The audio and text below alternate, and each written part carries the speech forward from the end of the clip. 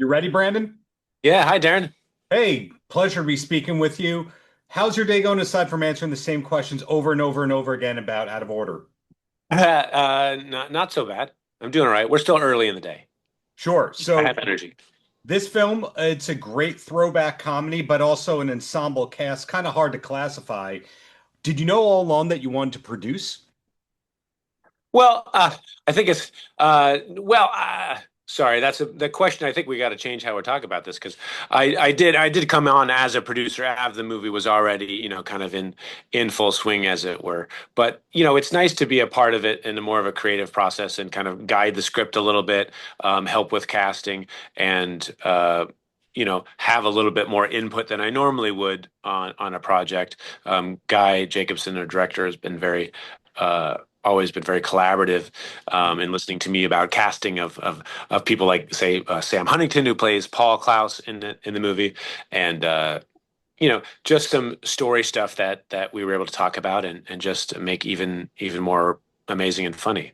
So Guy comes from the legal background, which obviously contributes to the script and the directorial job.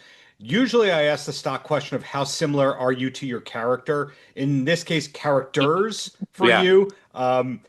Did you do any prep related to the legal profession for these roles? Um, no, because no, not. And I don't think it was necessarily necessary. And I think it actually kind of helped that I didn't maybe. But Hmm? I think that I'm not at all really like Jack. Jack is pretty much just a performance of what John thinks is like the macho guy, um, and the big time power broker lawyer. Yeah. Um, and John is a lot like me. I mean, did draw a lot from my own personal experience of of his kind of goofiness and naivete. I think John is definitely a yes man. He wants everybody to, in a way, he's a people pleaser. He wants people to Mhm. like him and he wants to help if he can. And sometimes that gets you in trouble when you don't have any personal boundaries. So enough to say no, or I can't help you with that right now. I have to do my own thing. And Yeah. I think that's a challenge that I've had in my life is just knowing that when it's Brandon time. When it's Brandon time. Do you own that domain, by the way, brandontime.com? No, not yet. Okay, please purchase that one. That's the name of the podcast, the brand, etc. But hey, back to you. So it's a very interesting, multifaceted career without naming things, blockbuster kind of stuff. But Ick, which I had the pleasure of interviewing you on the junket alongside Joseph, that's very different from this. And then this role, also besides that, producing. So it's this multifaceted career. Was this where you kind of wanted to be all along, or is it all organic and accidental? Definitely, a lot of it's organic and accidental. Is I don't know if it's accidental or if it just one thing leads to another thing and makes it more possible. I think this is a movie that I've been probably at this type of movie searching for and wanting Hmm. and looking to bring into my experience for a long time. One of the reasons why I jumped at it right away, the opportunity to play two roles very distinct from each other in such a kind of out there farcical comedy, I just knew I could go there. And with a lot of the comedy I've done, say in Scott Pilgrim playing Todd Ingram, he was a very out there villain. That's one of my favorite characters because it just got to be kind of larger than life. And while John is a little more toned down, Jack gets to be a little more larger than life, and comedy ensues. And um, so I don't know where the Superman part came from because I never really thought I was going to be an actor when I was young, but I did always, have an aspiration to Sure. help the world in some way and be a role model. And even if I'm not always as nobody's perfect, Superman certainly embodies that ideal. So it's been wonderful to be a part of that and bringing joy and happiness, hopefully, to people.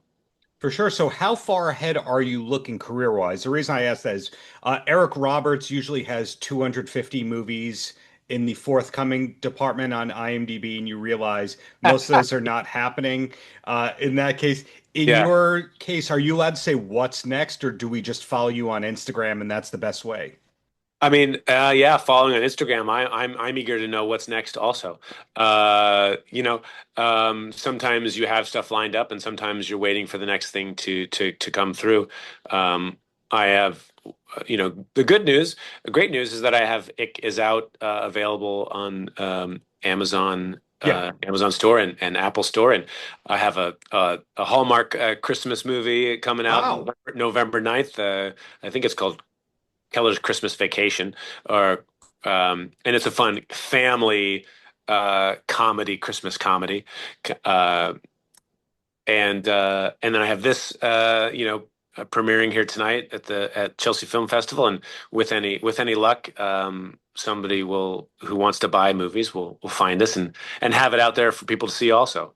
The reason I gave you the wow on that Hallmark thing is because those have a huge audience to themselves.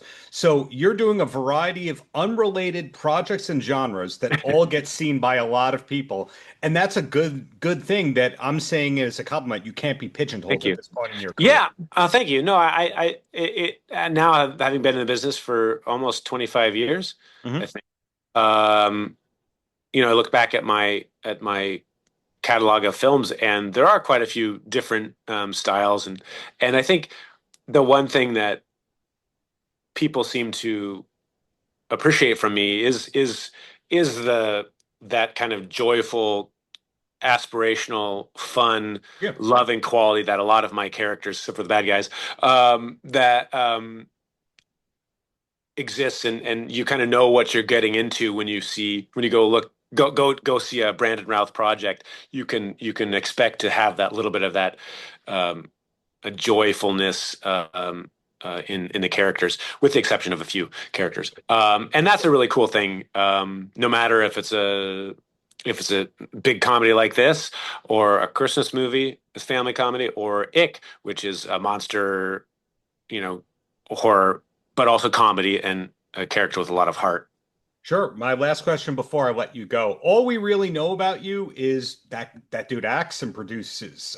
And sometimes that's by design with careers. But what's the main hobby or passion when you're not busy with the craft? I mean, I would say as I've gotten older, it's a lot about just learning about myself and connecting with people and friends and family.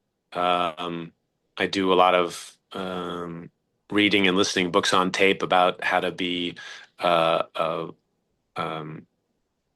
kind of I don't know if better person is the right thing to do, but I'm very into self improvement and health and nutrition to a degree. I do like to draw every once in a while, although I don't find myself doing that as much, and sports when I get a chance. So you can't disconnect. That's what I'm hearing. That's a good thing. I do my best, yeah. Yeah. Well, hey, congrats on the new film. Looking forward to all the future projects, no matter the genre, and congrats on the successful dual role job here. Yeah, thanks again, Darren. Appreciate you. Paltrocast.